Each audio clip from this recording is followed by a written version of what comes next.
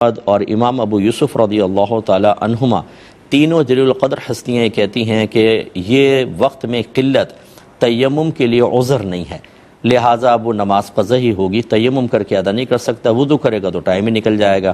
لیکن امام اعظم کی ہی ایک اور شاگرد ہیں امام ظفر رحمۃ اللہ علیہ، وہ یہ کہتے ہیں کہ ایسی حالت میں انسان تیمم کر کے نماز ادا کر لے اور وہی اختصار کے ساتھ، اور بعد میں اس نماز کو دہرا لے۔ اکثر علماء لوگوں کی طبیعت اور کیفیات کو دیکھتے ہوئے امام ظفر رحمۃ اللہ علیہ کے قول پہ فتویٰ دینا ہی پسند کرتے ہیں، کیونکہ اگر یہ کہہ دیا جائے اس زمانے کے اندر کہ آپ ٹھیک ہے وضو نہیں کر سکتے، تیمم کی اجازت نہیں ہے، نماز چھوڑ دیں، تو پھر کچھ 3-4 منٹ باقی ہوں گے تب بھی نفس سستی کروا کے نماز قضا کروائے گا، اور یہ اکثر لوگوں کی عادت ہوتی ہے جہاں رعایت کا مسئلہ ملا وہاں پر سستی طاری ہو گئی، اس وجہ سے امام ظفر رحمۃ اللہ علیہ کے فتوے پر ہی عمل کیا جاتا ہے۔ تو اصل مسئلہ وہی ہے بہرحال، اور اس میں یہ صورتحال ہے، تو بہتر یہی ہے کہ آپ تیمم کر کے نماز کو ادا کر لیں اور بعد میں اس کو دہرا لیں۔ یہ کہتے ہیں کہ بچے کے کان میں، جو نومولود بچہ ہوتا ہے اس کے کان میں اذان نہ دینے کا کیا حکم ہے؟ کیا یہ اذان دینا لازم ہے؟ دیکھیں کوئی فرض یا واجب تو نہیں ہے، سنت کریمہ ضرور ہے، تاکہ پہلی آواز اس کے حافظے کے اندر، اس کے برین کے اندر جو محفوظ ہو وہ اللہ تبارک و تعالیٰ کا نام اور اذان کی آواز ہو، اس وجہ سے، اور اس میں برکت ہے اور نبی کریم صلی اللہ علیہ وسلم کا طریقہ رہا ہے، تو اس کو ترک جان بوجھ کر نہیں کرنا چاہیے، بہت بڑی محرومی کی بات ہے۔ ہاں لیکن یہ ہے کہ کوئی بھول گیا فرض کر لیں اور اذان نہ دے سکا تو یہ نہیں کہیں گے کہ وہ گناہ گار ہوا۔ ایک یہ پوچھا تھا، ایک مختصر سا بریک لیں گے، ہمیں یقین ہے ہمارے ساتھ ہی رہیں۔ بسم اللہ الرحمن الرحیم۔ ایک کویسچن یہ کیا تھا کہ دوستوں میں ایک شخص ہے جو ذرا موٹا دوست ہے، تو باقی دوست اس کے جسم کے ابھرے ہوئے حصوں پہ ہاتھ پھیرتے ہیں، مذاق کرتے ہیں، اور یہ کسی کوئی بری خواہش کی وجہ سے نہیں، ویسے چھیڑ چھاڑ کرتے ہیں اس سے، تو ایسا کرنا کیسا ہے؟ دیکھیں شرعی لحاظ سے ایسی کوئی بھی حرکت کرنا منع ہوتی ہے کہ جس کی بنا پر کسی کی دل آزاری متوقع ہو۔ اب ہم لوگ بعض اوقات کہتے ہیں جی ہم تو سب دوست ہیں یار، مذاق چلتا ہی رہتا ہے۔ بالکل صحیح آپ کہہ رہے ہیں کہ مذاق چلتا رہتا ہے، لیکن کیا سامنے والا ہمیشہ ہر بات کو اگنور بھی کرتا رہتا ہے؟ ایسا نہیں ہوتا۔ خود آپ جو سن رہے ہیں آپ اپنی کیفیات دیکھ لیں کہ بعض اوقات گھر میں کوئی مذاق کرتا ہے، سب مذاق کر رہے ہوتے ہیں، ہم اس کو اگنور کر دیتے ہیں، لیکن بعض اوقات طبیعت ایسی ہوتی ہے، کیفیت ایسی ہوتی ہے کہ کسی کی چھوٹی سی بات بھی بری لگ جاتی ہے، اور اس میں ہم ناراضگی کا اظہار کرتے ہیں، تو سامنے والے کہتے بھی ہیں کہ یار تم تو اتنی سی بات پہ ناراض ہو گئے، مذاق تو چلتا ہی رہتا ہے۔ تو اس کا مطلب یہ ہوا کہ اگر مذاق چلتا بھی رہتا ہے تب بھی کسی کی دل آزاری متوقع ہے، تو اس لیے اس قسم کا کسی کا مذاق اڑانا شرعاً ٹھیک نہیں ہے۔ وہ جب آپ کے پاس آئے گا اس کو خوف ہوگا کہ اب میں جاؤں گا تو میرا مذاق اڑے گا، احساس کمتری میں مبتلا ہوگا۔ ایک میں نے یہ بات سنی تھی، واللہ اعلم بالصواب، کہ درست تھی کہ نہیں، کہ کلاس میں ایک ذرا بھاری جسم کی بچی تھی، دیگر سہیلیاں اس کو مذاق اتنا زیادہ اڑایا کہ اس نے سوسائڈ کر لی تھی، خودکشی کر لی تھی۔ تو یہ طریقہ کار ہرگز نہ رکھیں، خدارا اس میں آپ کا بھی نقصان ہے، سامنے والے کا بھی نقصان ہے۔ دوسرا یہ کسی نے پوچھا ہے کہ کیا مرد کا مساج کر سکتا ہے جبکہ ستر ڈھکا ہوا ہو؟ تو جو بالکل کر سکتا ہے، جسم کی مالش کرنا شرعاً صحیح ہے جبکہ ستر مکمل ڈھکا ہو، یعنی ناف کے نیچے سے لے کر گھٹنوں کے نیچے تک کا جسم کا حصہ بالکل چھپا ہوا ہو، اور مساج کرنے والا لڑکا نہ ہو، یعنی ایسا نہ ہو جس کی وجہ سے کوئی شہوت محسوس ہو، بلکہ اگر مرد بھی ہو بہرحال اس کے ہاتھ لگنے سے اگر خدا نخواستہ کوئی ایسی برا خیال دل کے اندر آتا ہو تو پھر تو شرعاً جائز نہیں ہوگا۔ لیکن اگر اس قسم کی کوئی صورتحال نہیں ہے اور کوئی صحیح ضرورت ہے، جیسے بعض اوقات تیل کی مالش سے فائدہ ہوتا ہے، جسم کے مساج سے کوئی پٹھے وغیرہ کھنچ جاتے ہیں تو وہ تھوڑا سا نرم پڑ جاتے ہیں، تو اس قسم کے معاملات کو کرنا ان صورتوں میں شرعاً جائز بھی ہوگا۔ یہ کسی نے کہا ہے کہ مسجد کے ساتھ ایک ملحقہ پرانا قبرستان ہے، مسجد کے صحن کے ساتھ کچھ پرانی قبریں بھی ہیں، اب یہ چاہتے یہ ہیں کہ اس قبرستان سے کچھ پلر اٹھائیں اور مسجد کے جو اوپر کا حصہ ہے اس کو اس سے ملا کر پھر وہ نماز کے لیے جگہ کشادہ ہو جائے گی، قبریں نیچے آ جائیں گی، اوپر ایک چھت سی آ جائے گی، تو کیا حکم شرع ہے؟ دیکھیں یہ شرعاً بالکل صحیح ہے کہ اگر قبریں نیچے ہوں تو آپ اس کے اوپر کوئی چھت وغیرہ قائم کر کے اس پہ کھڑے ہو کر نماز پڑھ سکتے ہیں، یہ مسجد کے اوپر کھڑا ہونا نہیں کہلائے گا۔ مطاف جو ہے بعض علماء کی تحقیق کے مطابق جو ہم طواف کرتے ہیں اس کے نیچے بھی مزارات ہیں، 70 انبیاء علیہ السلام کے مزار ہیں، بعض نے یہ کہا ہے، تو اب یقینی سی بات ہے اوپر سے ہم طواف کر رہے ہیں تو وہ مزارات کافی نیچے ہیں اور یہ اوپر ایک چھت سی بنا دی گئی ہے تو اس میں کوئی حرج نہیں ہے. ہاں یہ جو قبرستان کے اندر پلر کھڑا کریں گے تو کیا اتنی جگہ ہے ان پلر کی کہ کسی قبر کو نقصان پہنچائے بغیر وہ پلر کھڑا کریں گے؟ اگر ایسا ہے تو ٹھیک ہے، اور اگر ایسا نہیں ہے اور بلکہ یوں ہوگا کہ کسی قبر کو مسمار کریں گے اس کے اوپر پلر کھڑا کریں گے تو پھر یہ شرعاً جائز نہیں ہوگا. ایک کالر ہمارے ساتھ ہیں، پہلے کال لیتے ہیں. السلام علیکم. وعلیکم السلام. جی بھائی جان. میرے دو سوال ہیں. جی. ایک یہ سوشل میڈیا ویب سائٹ پہ یوٹیوب فیس بک وغیرہ پہ آپ کو پتا ہے کہ اس میں مختلف چیزیں شو ہوتی ہیں، جیسے اوپر جوتے کی یا کسی پاؤں کی تصویر ہوتی ہے اور نیچے خانہ کعبہ کی یا مسجد نبوی وغیرہ کی تصویریں آ رہی ہوتی ہیں. اور تو اس طرح کی چیزوں کو دیکھنے کا یا کچھ اسلامک پروگرامز میں بھی سم ٹائم ایسا ہوتا ہے کہ کرسی پہ چیئر پہ بیٹھے ہوتے ہیں، نیچے پٹی چل رہی ہوتی ہے جس پہ نام مقدس لکھے ہوتے ہیں، تو اس کو دیکھنے کا شرعی حکم کیا ہوگا؟ جی. اور دوسرا سوال میرا یہ ہے کہ میں بیسیکلی جوائنٹ فیملی میں رہتا ہوں اور اس گھر میں میرے بھائیوں کے ساتھ میرا حصہ بھی ہے، لیکن میرا حصہ کم ہے، ان کا زیادہ ہے. تو میں اور میری بیوی بچے ہم لوگ ایک کمرے میں رہتے ہیں 2 بچوں کے ساتھ. تو میرا سوال بیسیکلی یہ ہے کہ میری آمدنی اتنی ہے نہیں کہ اگلے چند ایک سالوں میں اپنا گھر خود بنا سکوں، تو کیا میری بیوی میرے ساتھ مل کے کام کر سکتی ہے تاکہ ہم جلد از جلد اپنے گھر بنانے کی پوزیشن میں آ سکیں؟ چلیں ٹھیک ہے، میں عرض کرتا ہوں انشاءاللہ. ایک اور کالر ہیں. السلام علیکم. السلام علیکم. جی وعلیکم السلام.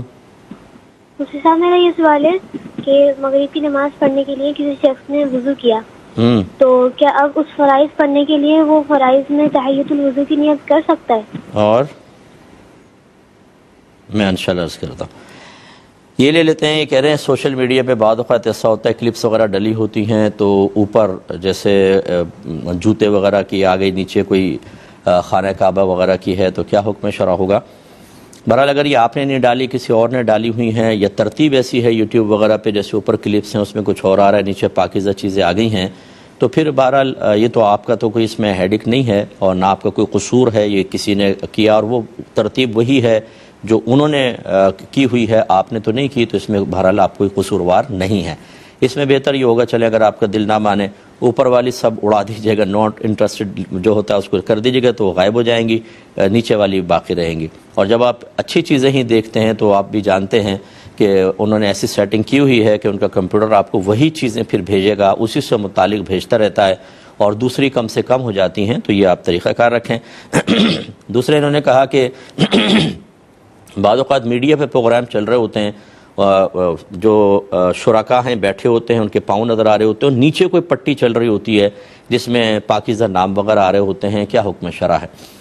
دیکھیں دیکھنے میں تو بہرحال یہ معیوب صحیح محسوس ہوتا ہے لیکن حقیقتاً یہ ایسا ہوتا نہیں ہے کیونکہ وہ پاؤں علیحدہ ہوتے ہیں اور یہ پٹی تو اوپر سے چڑھائی جاتی ہے، یعنی یہ میڈیا والے جو ہوتے ہیں ہمارے یہ وہ کرتے ہیں تو یہ بظاہر ایسا نہیں ہوتا کہ پاؤں کے نیچے واقعی کوئی پٹی موجود ہو یا پاکیزہ نام ہو.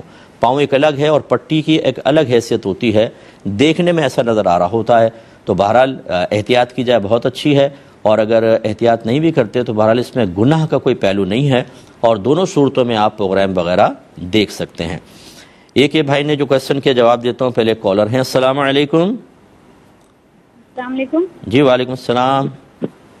جی مسئلہ میرے 2 سوال ہیں. میرا پہلا سوال یہ ہے کہ اگر کسی عورت کو غسل دیا جا رہا تھا اور اس میں بالٹی میں پانی تھا، اگر وہ پانی مستعمل ہو گیا اور اس مستعمل پانی سے غسل دے دیا تو اس پہ کوئی جو غسل دے رہے تھے ان پہ کوئی گناہ تو لازم نہیں آئے گا؟ جی. اور مصعب جو ہے نا، اگر جیسے میت کو جب کفن دیتے ہیں تو انہوں نے خاتون کو جن کو غسل دیا جا رہا تھا انہوں نے کہا تھا کہ میری 2 چادریں ہیں، یہ اس میں مجھے نا تقسیم کرنا. اب وہ جو ان کا کفن منگوایا گیا تھا نا باہر سے، اس کے مطابق اس میں تھوڑی کمی آ رہی تھی، تو اس طرح سے کیا ہم کمی آ رہی ہو تو وہ چادریں لے سکتے ہیں یا بالکل ہی جو آیا ہوتا ہے وہی ناپ تول وہی؟ اور اگر کفن کی ترتیب غلط ہو جائے، جیسے پہلے لفافہ رکھ دیا بعد میں زار رکھ دیا یا کفنی، اس طرح سے اگر گڑبڑ ہو جائے تب بھی کوئی جو لوگ تقسیم کر رہے ہیں؟ جی میں بتاتا ہوں بیٹا، عرض کرتا ہوں. یہ بھائی نے فرمایا کہ میں جوائنٹ فیملی سسٹم میں رہتا ہوں، میرے پاس جو حصہ مکان ہے بہت ہی کم ہے، ایک روم ہے اس میں بھی بچے سوتے ہیں، باقی کے پاس زیادہ ہیں. تو میں یہ چاہتا ہوں کہ میں چونکہ آمدنی کم ہے، میری زوجہ بھی میرے ساتھ جاب وغیرہ کریں اور ہم جلدی ارننگ کر کے اپنے لیے الگ گھر کا انتظام کر لیں، تو کیا حکم شرع ہوگا؟ جی بالکل، یہ ایک معقول عذر ہے آج کل کے دور میں ایک کمرے میں گزارا کرنا، جبکہ بچے بھی ہوں، ہسبینڈ وائف ہوتے ہیں، ان کے مابین بہت سارے معاملات ہوتے ہیں، اور یقینی سی بات ہے کہ ایک روم میں پرائیویسی بھی نہیں رہتی آدمی کی، اور پھر آج کل گرمی کے معاملات، دیگر چیزیں، یہ ایک معقول شرعی عذر ہوگا کہ اگر شوہر باوجود کوشش کے اپنی آمدنی نہیں بڑھا سکتا تو زوجہ بھی ورک کر سکتی ہیں، لیکن یقیناً جب وہ جاب کریں گی تو ان کو شرعی تمام قواعد اور قوانین کا اہتمام کرنا ہوگا، ان کا لحاظ کرنا ہوگا۔ مثال کے طور پہ وہ برقعے میں نکلیں، راستہ پرامن ہونا چاہیے، جہاں پر وہ جاب کریں وہاں پر نامحرم کے ساتھ تنہائی وغیرہ نہ ہو، کوئی ایسا غلیظ قسم کا ماحول نہ ہو، کام بھی بالکل جائز ہونا چاہیے۔ اب فرض کر لیں کہ وہ ٹیچر ہیں اور ایسے اسکول میں ٹیچنگ کرتی ہیں جہاں بچیاں وغیرہ ہیں، تو بہت اچھی بات ہے کہ قریب وہ اس طریقے سے جاب بالکل کر سکتی ہیں، اور اللہ تعالیٰ آپ کی مشکلات کو حل فرمائے، تو اس میں شرعی لحاظ سے کوئی معاملہ نہیں ہوگا۔ ایک بچے نے پوچھا کہ مغرب کے لیے وضو کیا تھا، جب نماز پڑھنے کھڑے ہوئے تو اسی میں تحیۃ الوضو کی نیت کر لیں تو ٹھیک ہے؟ تو جی بالکل ٹھیک ہے، اس میں کوئی مسئلہ نہیں ہے۔ تحیۃ الوضو کی نیت کسی اور نماز کی نیت کے ساتھ شامل ہو سکتی ہے، اس لیے فقہاء نے فرمایا کہ مثال کے طور پہ اگر آپ مسجد میں آتے ہیں اور مسجد میں آ کے 4 سنتیں پڑھنا چاہتے ہیں، پہلے آپ نے وضو کیا، پھر آپ مسجد میں داخل ہوئے، تو مسجد میں تحیۃ المسجد بھی ہوتی ہے، وضو کیا تو تحیۃ الوضو، اور آپ نے سنتیں پڑھنی ہیں تو ایک سنت کی نیت کے ساتھ یہ 2 نیتیں بھی آپ شامل کر سکتے ہیں۔ اسی طریقے سے یہاں پر بھی ہو جائے گا۔ یہ کہتے ہیں کہ کسی خاتون کو، میت خاتون کو غسل دے رہے تھے، لیکن بالٹی کا پانی مستعمل ہو گیا، یعنی بے وضو کسی نے ہاتھ اس میں ڈال دیا تو اسی پانی سے غسل دے دیا، تو کیا حکم شرع ہوگا؟ دیکھیں، مستعمل پانی وضو وغیرہ کے قابل نہیں رہتا ہے، اس سے نجاست حکمیہ دور نہیں ہو سکتی۔ نجاست حکمیہ اسے کہتے ہیں جو نظر نہیں آتی لیکن شریعت کہتی ہے کہ وہ نجاست ہے، جیسے بے وضو پن، حالت حیض کے اندر جو عورت پہ نجاست طاری ہوتی ہے وہ نظر تو نہیں آ رہی ہوتی، ایسی جنابت، تو یہ صرف صاف صحیح پانی سے جو بالکل غیر مستعمل ہو اسی سے ہو سکتا ہے۔ اگر مستعمل ہو گیا، یعنی جیسے بے وضو ہاتھ ڈالا، تو چونکہ جیسے ہاتھ ڈالیں گے جو ہاتھ پہ نجاست تھی وہ سب اتر کر اس پانی میں مل جائے گی جو ہمیں نظر نہیں آ رہا، لیکن چونکہ شریعت نے نجاست کا تصور دیا تو وہ پانی مستعمل کہلاتا ہے۔ اور حقیقی نجاست جیسے پیشاب وغیرہ، اس کی وجہ سے تو پانی ناپاک ہو جاتا ہے، تو اس کا حکم اس سے تھوڑا سا ہلکا تو رکھا ہے کہ اس کو ناپاک نہیں کہتے، لیکن یہ مستعمل ہوتا ہے، اور مستعمل سے وضو یا غسل وغیرہ نہیں ہو سکے گا، تو لہذا جس نے ایسا کیا وہ گناہگار ہوا، گویا کہ میت جو ہے وہ بغیر غسل کے دفنائی گئی ہے۔ اللہ تعالیٰ معاف فرمائے ایسے لوگوں کو، تو توبہ کریں اللہ کی بارگاہ میں، اللہ تعالیٰ غفور الرحیم ہے، معاف فرمانے والا ہے۔ اچھا پہلے کالر لیتے ہیں۔ السلام علیکم۔ وعلیکم السلام۔ جی بھائی جان۔ مولانا صاحب، میرا سوال تھا، میں ادھر اسپین میں رہتا ہوں جی، اور ادھر ایک کرسچن کا ہوٹل ہے، اس پہ کام کرتا ہوں۔ اچھا، تو میں نے اس سے کافی سالوں سے پیسے ایڈوانس کے طور پہ ادھار لیے تھے، اور میں یہ جانتا تھا یہ کہ ہوٹل کے مالک کے پیسے ہیں، ٹھیک ہے، لیکن کچھ ٹائم کے بعد جب جو ہوٹل کا ڈائریکٹر تھا وہ مجھے پیسے ادھار دیتا تھا، پھر وہ جب اس کا ریٹائر ہونے کا وقت آیا ڈائریکٹر کا، تو میں نے بولا میرے پاس ابھی پیسے نہیں ہیں، میں ابھی ادا نہیں کر سکتا۔ وہ بولا میں نے اگر تمہارے پاس ہوئے تو مجھے دے دینا، ورنہ میں نے تمہیں معاف کر دیے۔ ٹھیک ہے، پھر میں نے اسے بولا میرا تو خیال تھا یہ پیسے ہوٹل کے اونر کے ہیں، مالک کے ہیں، تمہارے نہیں۔ وہ مجھے بولا تمہیں کیا پتا وہ پیسے میرے تھے یا اونر کے تھے؟ میں نے جب تمہیں بولا کہ میں نے تمہیں معاف کیے تو معاف کیے، تم کیوں کس چیز کی فکر لیتے ہو؟ تو یہ کیا ویسے ہی پھر مجھے پیسہ میرے پہ وہ بال بنتا ہے؟ ٹھیک ہے، میں سمجھ، جی میں آپ کو جواب دیتا ہوں، ابھی جواب دیتا ہوں۔ یہ بہن نے مزید پوچھا کہ میت کو کفن دیا تو کپڑوں میں کمی آ گئی، میت کی وصیت بھی یہ تھی کہ میری 2 چادریں کفن میں شامل کر دینا، تو کیا ان کو شامل کر کے کفن کو کمپلیٹ کیا جا سکتا ہے؟ تو جی بالکل کر سکتے ہیں، اس میں کوئی حرج نہیں ہے۔ سیدنا صدیق اکبر رضی اللہ تعالیٰ عنہ کے بارے میں معروف ہے کہ آپ نے یہ وصیت کی تھی کہ جن کپڑوں میں میرا انتقال ہو اسی میں مجھے دفنا دینا، کیونکہ نئے کپڑے کی ضرورت زندوں کو زیادہ ہے۔ تو یہ ہو سکتا ہے کہ سنت کے مطابق کفن آپ دیں جو بغیر سلا ہو، سنت یہی ہے، لیکن صحیح شرعی عذر کی بنا پر دوسرے کپڑے بھی استعمال کر سکتے ہیں، اور چادریں وغیرہ جیسے ہیں یہ تو بالکل چادریں ہی تھی تو یوز کی جا سکتی ہیں۔ دوسرے نے کہا کہ ترتیب غلط ہو گئی، کیونکہ وہ جو بڑی چادر ہوتی ہے پھر تہبند ہوتا ہے، پھر اس کو ازار بھی کہتے ہیں، کفنی وغیرہ ہے، سینہ بند ہے، دوپٹہ ہے، یہ 5 کپڑے خواتین کے ہوتے ہیں اور ان میں ایک مخصوص ترتیب ہوتی ہے کہ پہلے یہ رکھیں گے، پھر یہ۔ اب وہ کہتی ہیں ترتیب بدل گئی تو کیا حکم شرع ہوگا؟ دیکھیں یہ ترتیب سنت مبارکہ ہے، اگر یہ سنت ترک بھی ہو گئی تو اس سے کوئی فرق نہیں پڑے گا، وہ کفن ہی ہے اور اس کو کفن سنت ہی کہیں گے، کوئی ایسا مسئلہ نہیں ہے۔ ترتیب بھی ایک سنت تھی اور ترتیب ترک ہو گئی تو کوئی بات نہیں، لیکن کفن بالکل درست رہا۔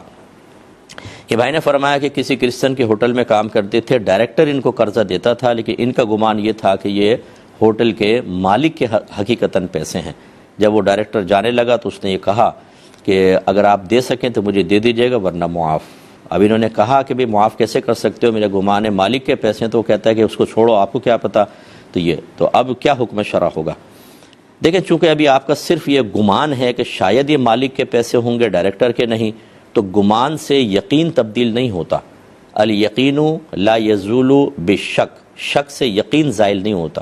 یہ تو یقین ہے کہ ڈائریکٹر آپ کو دے رہا ہے اور مالک کے پیسہ ہونے میں آپ کو صرف گمان ہے، تو یعنی گمان کو چھوڑ دیں، حقیقتاً اس کا پیسہ ہے۔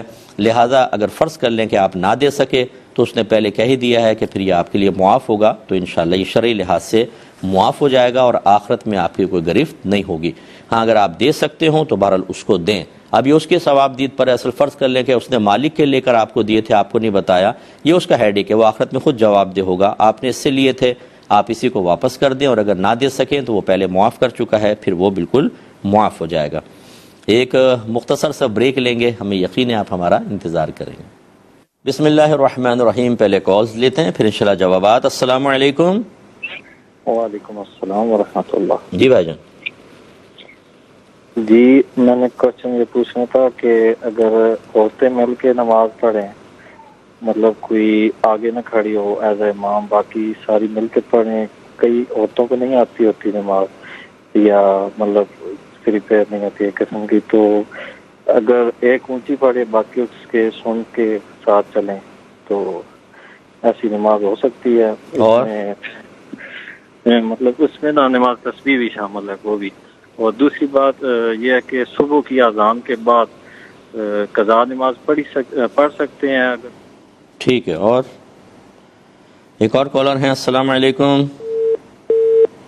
شاید لائن ڈراپ ہو گئی ہے۔ دیکھیں خواتین کی جماعت فقہ حنفی کے روشنی میں سخت مجبوری کے بغیر مکروہ تحریمی ہے، یعنی حرام کے نزدیک ہے، اس لیے بہنیں نہ فرائض کی جماعت کروائیں نہ نوافل کی کروائیں، لیکن بالفرض کوئی صحیح شرعی مجبوری ہو، جیسے کہ فرض کر لیں کہ ایک یہ شرعی مجبوری ہو سکتی ہے کہ محلے کی عورتیں نہ نماز پڑھتی ہیں نہ احکام سیکھتی ہیں اور گناہ اپنے عروج کے اوپر ہیں، ایسے میں کوئی عالمہ فاضلہ متقیہ خاتون یہ ایک ٹیکنیک یا ایک تدبیر اختیار کریں کہ عورتوں کو کہیں کہ چلیں جی گھر میں ہم جماعت سے نماز پڑھیں گے، آپ میرے پاس آئیے گا، اور پھر وہ جماعت کروائیں اور جماعت کروانے کے بعد پھر عورتوں کو واضح نصیحت کریں تاکہ گناہ ختم ہوں، اور ٹو دا پوائنٹ یعنی فرض علوم سکھائیں ان کو تاکہ عقیدہ ٹھیک ہو، ان کے احکام شرعیہ عملیہ سیکھیں خواتین، اور صغیرہ کبیرہ ظاہری باطنی گناہوں کی معرفت حاصل ہو، تو اس زمانے کے اعتبار سے اس کی اجازت دی جا سکتی ہے۔ اور اس کے لیے یقیناً عورتیں تمام شرائط کو ملحوظ رکھیں گی کہ اپنے اگر کوئی شادی شدہ ہے تو شوہر سے پوچھ کر آئیں، اگر غیر شادی شدہ ہیں تو جو بھی گھر کے بڑے ہیں ماں باپ ہیں تو ان سے پوچھ کر آئیں گی، با پردہ آئیں، راستہ پر امن ہونا چاہیے، جس مقام پہ نماز پڑھنی ہے وہاں پہ کوئی نامحرم نہ ہو، کوئی کسی نامحرموں کے دیکھنے وغیرہ کا اندیشہ نہ ہو، صرف نماز پڑھنے کی غرض سے اور علم سیکھنے کی غرض سے آئیں، اور اس کے بعد جیسی ختم ہو جائے فوراً اپنے گھر پر واپس آئیں۔ اگر ان شرائط کو ملحوظ رکھ سکتے ہوں تو گنجائش نکلے گی۔ اور اب ایسی صورت میں فقہا نے یہ لکھا کہ اگر فرض کر لیں عورتوں کی جماعت قائم بھی ہو تو عورتوں کی امام ایسا نہیں ہوگی کہ وہ ایسے کھڑے ہو جیسے مردوں کا امام آگے کھڑا ہوتا ہے، بلکہ وہ صف میں ہی کھڑی ہوگی لیکن تھوڑا سا آگے نکل کر، ایک آدھ جیسے فٹ آگے کھڑی ہو جائے گی، اور پیچھے یہ ساتھ میں عورتیں ہیں بس تھوڑا سا آگے، اور پھر یہ جماعت قائم کریں گی۔ تو یہ تو اس طرح ہو سکتا ہے، ورنہ منع ہی ہوگا۔ دوسری بات یہ ہے کہ ایک عورت اونچی پڑھے یا امام جو ہے ان کی اونچی پڑھے اور عورتیں خاموشی سے سنیں یا اس کو دہراتی جائیں، یہ طریقہ بالکل غلط ہوگا۔ ایسا کریں گی تو نمازیں فاسد ہوں گی اور گناہ گار علیحدہ ہوں گی، چاہے وہ صلاۃ التسبیح ہو چاہے دیگر نمازیں ہوں، امام بس پڑھے گی۔ اگر صلاۃ التسبیح ہے تو عورتیں اپنی اپنی تسبیحات پڑھیں گی، امام کی آواز کو سن کر اس کو دہرائیں گی نہیں، نہ ان کا گویا کہ ایک لقمہ ایک طریقے سے لیں گی، ایسا نہیں کریں گے۔ اور فرض کر لیں اگر کسی بہن کو تسبیحات وغیرہ یاد نہیں ہیں تو وہ پیچھے کھڑی ہو جائیں اگر آ رہی ہیں، اور اس کے بعد وہ سبحان اللہ سبحان اللہ سبحان اللہ کوئی بھی تسبیح پڑھ کر اپنی نماز کو کمپلیٹ کر لیں۔ انشاءاللہ تسبیحات پڑھنے کا ثواب ملے گا، نوافل کا ثواب ملے گا، اور حقیقت اصل تو علم دین سیکھنا ہے، اس سے ان کو استفادہ حاصل ہوگا۔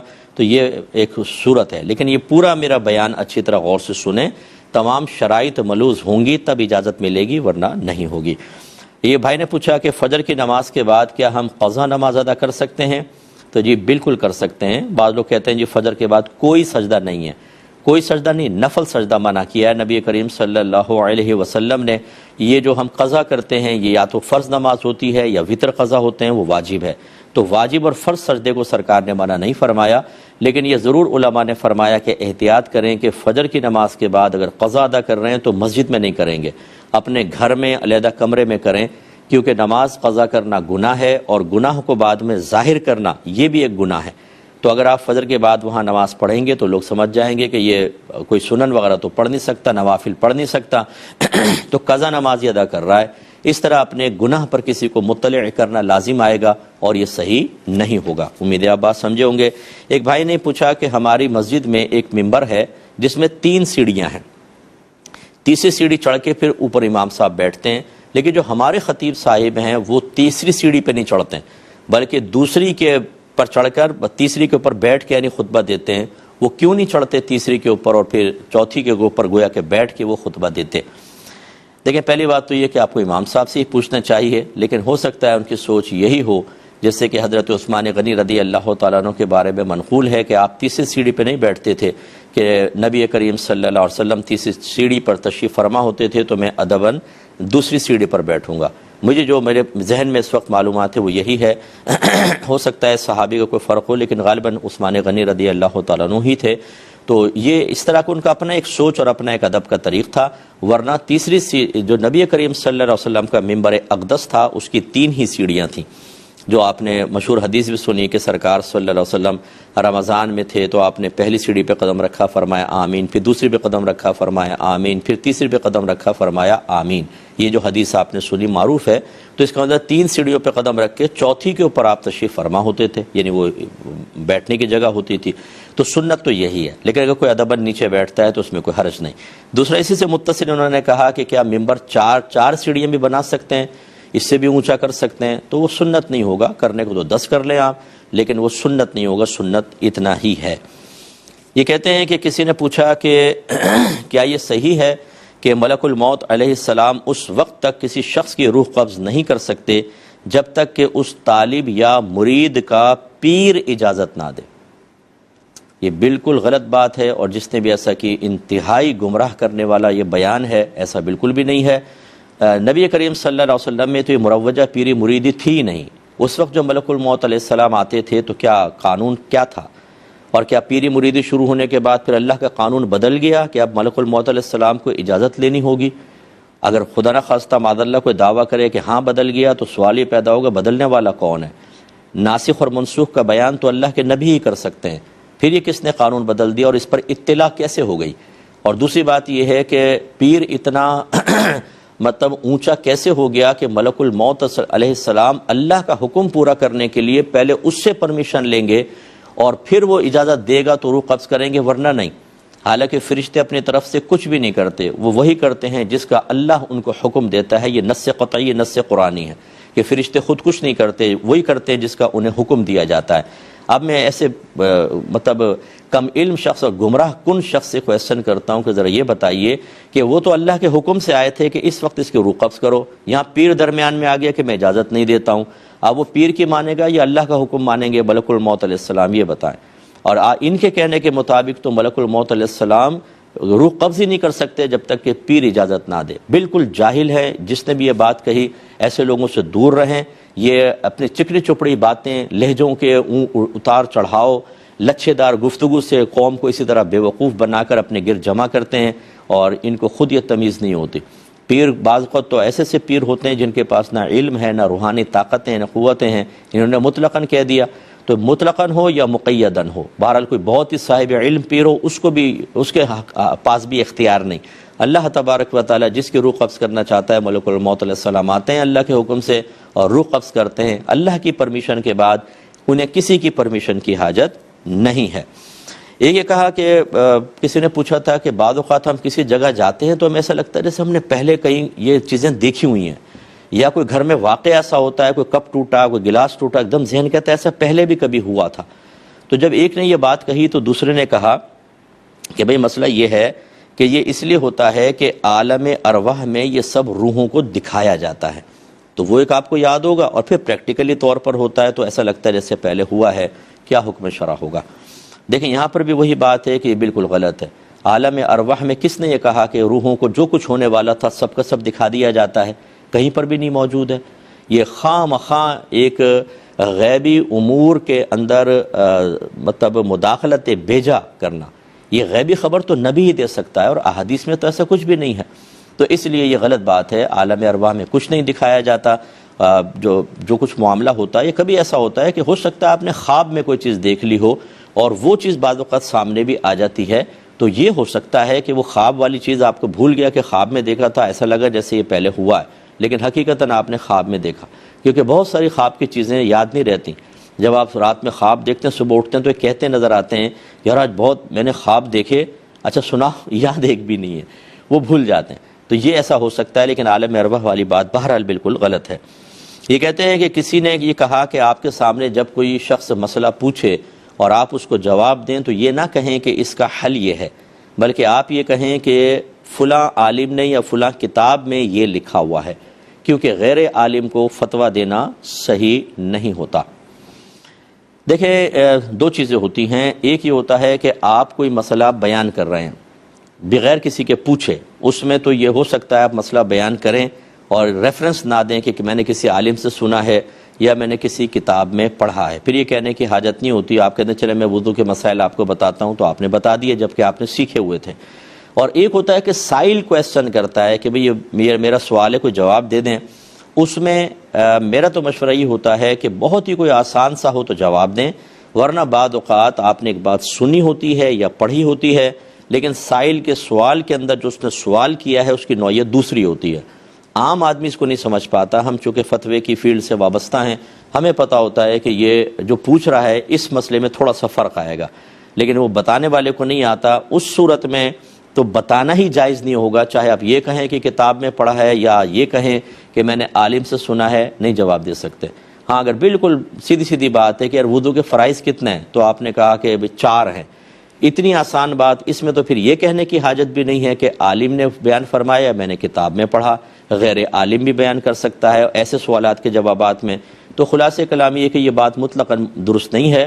بہرحال جو اگر سائل کویسچن کرے اس میں آپ کو سوچ بچار کرنی پڑے، تھوڑا سا بھی پہلو بدلتا محسوس ہو تو بالکل جواب نہ دیں، بلکہ مفتیان کرام کی طرف ریفر کریں، اور اگر آپ سمجھتے ہیں کہ بالکل سیدھی سیدھی معلومات حاصل کرنے والا ہے اور یہ مجھے پہلے اچھی طریقے سے معلوم ہے، تو پھر بغیر ریفرنس کے بھی آپ بیان کر سکتے ہیں، اس میں بہتر یہ ہوگا کہہ دیں فلاں عالم سے سنا ہے، نہ بھی کہیں تو کوئی حرج نہیں ہوتا ہے۔ ایک کویسچن کیا، یہ پڑوسی ملک سے آیا تھا کہ ہمارے ہاں ایسا ہوتا ہے کہ کسان کو 70,000 روپے کوئی شخص جیسے مثلاً دے دیتا ہے، اور طے یہ ہوتا ہے کہ ہر پیداوار میں جو بھی پیداوار ہوگی سال میں، چاہے 4 فصلیں ہوں 5 ہوں، ہر پیداوار میں سے آدھا غلہ اس پیسے والے کو دیا جائے گا، اور وہ پیسے والا اپنا پیسہ جب چاہے نکال سکتا ہے، 2 سال میں، 3 سال میں، 4 سال میں، جب چاہے وہ اپنے پیسے کو واپس لے سکتا ہے۔ تو کہ اس کی کیا شرعی حیثیت ہوگی؟ دیکھیں مسئلہ یہ ہے کہ اس میں 2 صورتیں ہیں، کہ ایک تو یہ کہ وہ انویسٹمنٹ کرتا ہے کہ آپ بھی پیسہ ملائے، آپ بھی کام کریں، میں بھی کرتا ہوں، یا اس نے یہ کہا کہ یہ میں آپ کو پیسے دیتا ہوں، اس سے آپ کام کریں اور جو کچھ پروفٹ ہوگا ہم اس میں سے آدھا آدھا کر لیں گے، تو اس کی تو کوئی گنجائش نکل سکتی ہے۔ اور اگر یہ ہو قرضے کے طور پر کہ یہ میں آپ کو دے رہا ہوں، آپ کام کریں، یہ میرا قرض ہے، میں جب چاہوں اپنا قرض واپس لوں گا، لیکن اس قرض کے اوپر مجھے نفع درکار ہے، تو ایسی صورت میں یہ سود میں شامل ہوگا، کیونکہ قرض کے اوپر نفع لینا حرام اور سود ہوتا ہے۔ نبی کریم صلی اللہ علیہ وسلم نے فرمایا کہ جو قرض نفع کھینچے وہ نفع سود ہے، تو اس سے اجتناب کرنا چاہیے۔ یہ بھائی نے فرمایا کہ آج کل شادیوں کے اندر ایسا ہو رہا ہے کہ شادی اور ولیمہ ایک ساتھ ایک ہی دن رکھ لیتے ہیں اور اسے شلیمہ کا نام دے دیا گیا ہے۔ توبہ میرے مالک، تو کیا یہ صحیح ہے یا نہیں ہے؟ تو یہ بالکل غلط ہے۔ میں سوال یہ کرتا ہوں کہ یہ بتائیے کہ ولیمے کا تصور آپ کے ذہن میں کہاں سے آیا؟ کس نے کہا ولیمہ کرو؟ تو آپ کہیں گے جی نبی کریم صلی اللہ علیہ وسلم نے بتایا، قرآن اور حدیث، یعنی حدیث سے ہمیں پتہ چلا کہ ولیمہ ہوتا ہے۔ تو حدیث سے جب پتہ چلا تو پھر حدیث یہ بتائے گی نا کہ ولیمہ کب ہوگا، اور کیا اس کو شادی کے کھانے کے ساتھ مرج کر سکتے ہیں کہ نہیں، یا آپ اپنے پاس سے بس ولیمے کا تصور وہاں سے لے لیا، باقی یہ شترے بے مہار ہو گئے کہ ہم جیسا چاہے کریں۔ یہ یاد رکھیں کہ ولیمے کا تصور یہ ہے کہ فرسٹ نائٹ کے بعد پھر جو کھانا کھلایا جاتا ہے اس کو ولیمہ کہتے ہیں۔ تو یہی نبی کریم صلی اللہ علیہ وسلم کا طریق رہا کہ شب زفاف کے بعد آپ نے کھانا کھلایا ہے صحابہ کرام کو، یا ویسے ہی تقسیم کیا جیسے صحابہ کو بلا کے کھلا دیا ہے۔ تو یہ ولیمے کا تصور ہے۔ اب اگر آپ شادی کر رہے ہیں، شادی یقینی سی بات ہے فرسٹ نائٹ سے پہلے ہی ہوتی ہے، تو اب اس کے اندر اگر آپ ساتھ ہی ولیمہ کر دیتے ہیں تو یہ ولیمے کی سنت تو پوری نہیں ہوگی، تو اس کو ولیمہ کہنا، اور اس قسم کی بدعتیں ایجاد ہرگز نہ کی جائیں۔ ولیمہ کرنا یہ سنت کریمہ ہے۔ حضرت عبد الرحمن بن عوف رضی اللہ تعالیٰ عنہ سرکار کی خدمت میں حاضر ہوئے تو جسم کپڑوں پہ زرد رنگ لگا ہوا تھا۔ سرکار نے فرمایا کہ اے عبد الرحمن یہ کیا ہے؟ عرض کیا رسول اللہ میری شادی ہوئی ہے اور یہ اس وجہ سے رنگ لگا ہوا ہے۔ تو نبی کریم صلی اللہ علیہ وسلم نے ارشاد فرمایا کہ پھر آپ ولیمہ کریں چاہے ایک بکری کے ذریعے ہی کیوں نہ ہو۔ تو اس کا مطلب یہ ہوا کہ یہ تصور شریعت نے دیا ہے اور اس کا وقت بھی معین کر دیا ہے، اس کو وقت کو بدل دینے سے ولیمے کی سنت ادا نہیں ہوگی، اور جو چیز سنت کو ختم کر دے وہ بدعت ہوتی ہے۔ ایسی بدعتیں ایجاد نہ کریں، ورنہ آپ کے بچے آپ ہی کی روش پہ چلتے ہوئے آپ نے ولیمے کو شلیمہ بنا دیا، اس کے بعد وہ اس کو قیمہ کر دیں اور کیا کر دیں یہ اللہ ہی بہتر جانتا ہے، اور وہ ایک چیز پہ بچے نہیں رہیں گے، پھر وہ ہر چیز میں اپنی مرضی اور سہولت کے مطابق تبدیلیاں پیدا کریں گے، اور اسی بنا پر دین کا نقشہ بدل دیا ہے۔ ہمارے خاندانوں کے رسوم اور رواج اکثر خلاف شرع اور بالکل قرآن اور حدیث کے خلاف ہوتے ہیں، اور ہم جرات مندی کے ساتھ ان کو اس لیے کر رہے ہوتے ہیں ہمارے ہاں تو ایسا ہوتا ہے۔